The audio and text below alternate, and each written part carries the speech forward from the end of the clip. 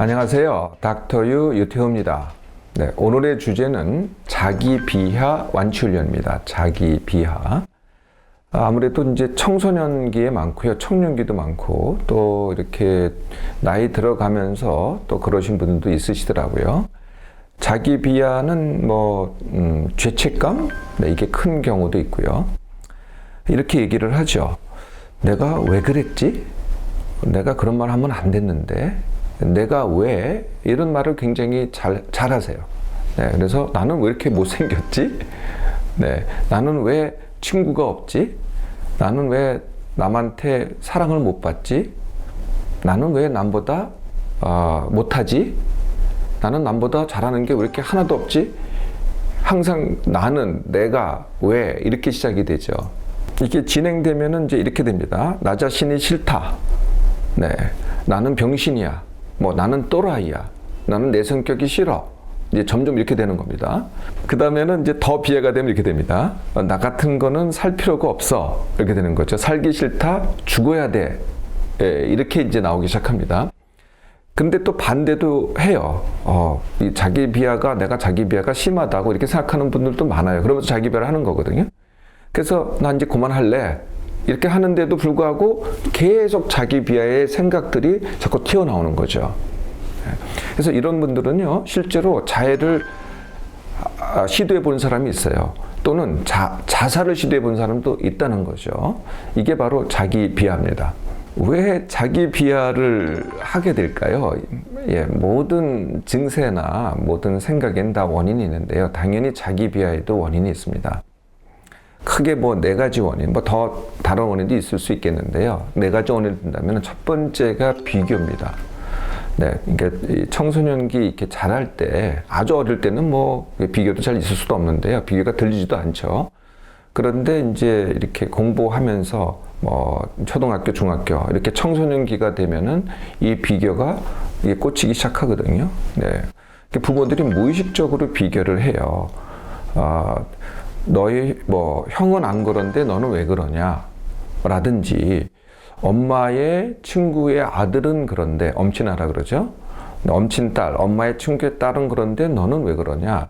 아니면은 이렇게 TV 보면 TV에 이제 이렇게 나오잖아요. 야, 너는 어떻게 쟤보다도 못하냐? 이런 게 무의식적으로 이렇게 나오면서 비교를 하는 거죠. 네, 그래서 부모나 선생님도 그런 경우가 있어요. 또는 친척들, 이렇게 가까운 사람들이 비교를 하잖아요. 그러니까 내 입장에서는, 청소년 입장에서는 비교를 당하는 거죠. 네, 이게 원인입니다. 두 번째는요, 스스로 비교를 하는 청소년들이 많아요. 나는 왜 쟤보다 못해? 나는 왜 쟤보다 못생겼어? 나는 왜 쟤보다 뒤처졌지? 네, 그렇게 내가 스스로 비교를 하는 겁니다. 세 번째는요, 청소년기가 내 정체성, 나는 뭘 해야 되고, 나는 어떤 사람이고, 이런 걸 갖다 이제 형성해가는 시기잖아요. 정체성을 확립해가는 시기인데, 이거를 제대로 하지 않았을 때, 네. 그러니까 이걸 이제 청소년기의 유해라고 하는데요. 우리나라에서 굉장히 흔한 현상입니다. 그러니까 공부만 하다 보니까 고민을 안 하는 거예요. 나는 뭐고, 내가 이 세상과의 관계는 뭐고, 이런 것에 대한 고민을 좀 해야 되는데 안 하고 공부만 하고 있는 거죠. 이 자아 정체성이 확립이 안 되면서 이 자기 비하가 움트기 시작하는 거죠. 또 다른 이유가 있습니다. 그게 이제 충격이라고 하는 건데요. 살면서 충격을 받았을 때, 충격이 이런 게 있습니다. 내가 실패를 했다든지, 아니면은 내가 왕따를 당했다든지, 아니면은 내가 친한 친구가 배신을 당했다, 아니면 멀리 갔다, 이렇게 상실을 겪었다든지, 아니면은 사고나 질병을 겪었다든지, 큰 질병을, 아니면은 내가 폭력을 당했다든지, 네, 이런 큰 충격이 있고 나서 자기 비하가 시작되는 경우가 또 있죠. 일단 이렇게 자기 비하가 한번 시작하잖아요. 네, 그러면은 그 다음서부터는요, 눈덩이 같이 이게 악순환을 합니다. 왜 이렇게 되느냐? 이 자기 비하라는 게 뭔지를 이제 이해를 하셔야 되는데, 이 자기 비하를 얘기하기 전에 일단 나를 알아야 돼요. 제가 나의 정체성에서 이 말씀을 드린 적이 있는데, 나는 세 가지로 구성이 됩니다. 나는 일단 나가 내 몸이 있고 내 마음이 있죠. 네, 그건 누구나 다 아실 겁니다. 이게 나을 것 같지만은 나는 혼자 존재하지 않기 때문에 다른 사람과의 관계에 의해서 존재합니다. 그러니까 관계도 내가 되는 거죠. 뭐 가족과의 관계, 연인과의 관계, 친구와의 관계, 이게 또 나의 큰 구성 요소입니다. 그리고 내가 하는 일 또는 내가 하는 뭐 학생들한테는 이제 학업이 되겠죠. 학업 또는 주부한테는 돌봄 이런 게 되겠죠. 돌봄과 양육. 내가 하는 일이 또 나의 구성 요소입니다. 그런데 이렇게 내 몸마음 또는 내 관계 또는 내가 하는 성취를 갖다가 내가 어떻게 보느냐, 이게 내 생각입니다. 내 생각 중에 이 나를 어떻게 보느냐가 관점이라는 거거든요. 네, 그게 이제 생각인데 생각 중에 하나가 관점이 되고요. 자기 비하라는 것은 내가 이 세 가지를 보는 내 관점입니다. 이게 자기 비하거든요. 네, 그래서 내 몸마음이 나는 남보다 못생겼어. 나는 성격이 그지 같아. 이게 나를 보는 관점이 되는 거죠. 또는 나는 친구가 없어. 나를 사랑해주는 사람이 없어. 그러면 이게 내 관계를 보는 나의 관점이 되는 거죠. 또 나는 아무것도 잘하는 게 없어. 나는 또 시험에 실패할 거야. 이러면은 이게 내 성취를 보는 나의 관점이 되는 거고요. 그게 자기 못하다고 보는 게 자기 비하가 되는 거죠. 이렇게 내가 이 세 가지를 보는 관점이 비하하는 관점으로 보잖아요. 그러면은 내 몸과 마음이 어떻게 되겠어요? 네, 몸이 남보다 더 못하게 됩니다. 네, 결과가 어떻게 되냐면 내 몸 관리를 안 하잖아요. 그럼 습관이 나빠지고 관리도 안 하게 되고 그럼 더 나빠지죠.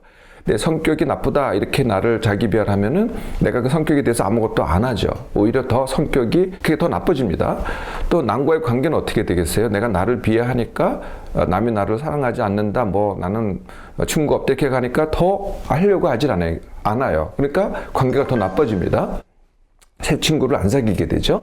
성취도 더 나쁘게 됩니다. 그러니까 내가 못해 이렇게 나오니까 공부도 더 열심히 안 하게 되고 일도 더 열심히 안 하니까 더 나빠지죠. 그럼 또 그 다음에 어떻게 될까요? 이렇게 각각이 나빠지면은요, 다시 맞아 너는 그럴 수밖에 없어. 그래.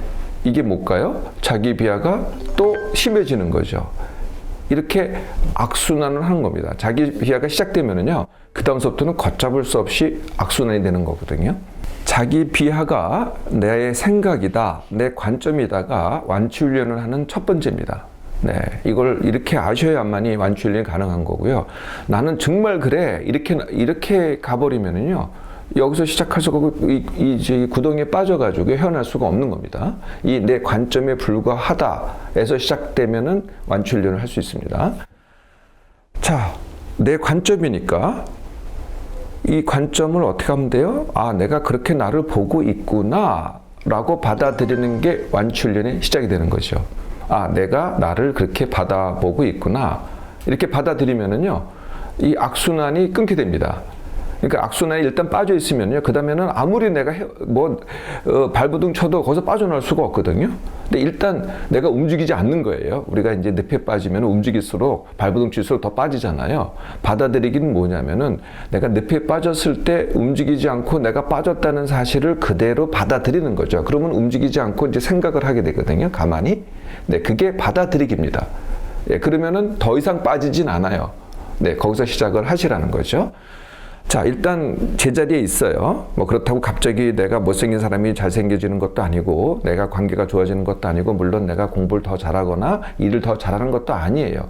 그런데 더 나빠지지는 않는다는 거죠. 자, 여기까지 한 다음에 그 다음에 해야 될 일이 내 몸 회복 훈련이라는 겁니다.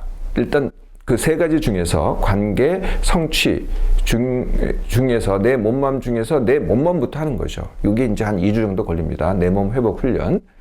내 몸 회복 훈련은 제가 여러 번 말씀드렸기 때문에 그냥 요약만 하겠습니다. 1번 같은 시간에 일어나기, 2번 하루에 3끼를, 이게 주식입니다. 같은 시간에 정해서 먹기. 물론 간식도 먹어도 돼요. 근데 주식은 같은 시간에 먹어야 되고 반드시 먹어야 되는 게 주식입니다. 세 번째, 내가 하루를 쓰는데 그 몸과 마음을 쓰는데 다 쓰지 말고 10% 남기기입니다. 네, 그러니까 조금 빈둥빈둥 하셔야 돼요. 조금 빈둥빈둥 하면은요, 아무리 내가 자기 비하를 했다 그래도 조금씩 힘이 생겨요. 기력이 생기거든요. 그럼 기력 생긴 걸로 약간의 운동을 하면 됩니다. 뭐 그게 산책이 됐든 뭐가 됐든. 그러면 이제 2주 정도면은요, 힘이 나기 시작해요. 네, 힘이 나기 시작하면은 이제 세 번째 단계입니다. 그 다음에 원하기를 하셔야 돼요. 아, 내 상태가 여기야. 그러면은 내가 이런 상태가 되고 싶어. 내가 뭐 지금 당장 남보다 못생겼어. 그럼 남만큼 난 잘생길래. 이게 원하기가 되는 거고요. 아니면은 나는 이제부터 친구를 가질래. 이렇게 하면은 그게 내 원하기가 되는 거죠. 나는 이제부터 공부를 더 잘할래. 그러면은 공부가 내가 원하기가 되는 거죠.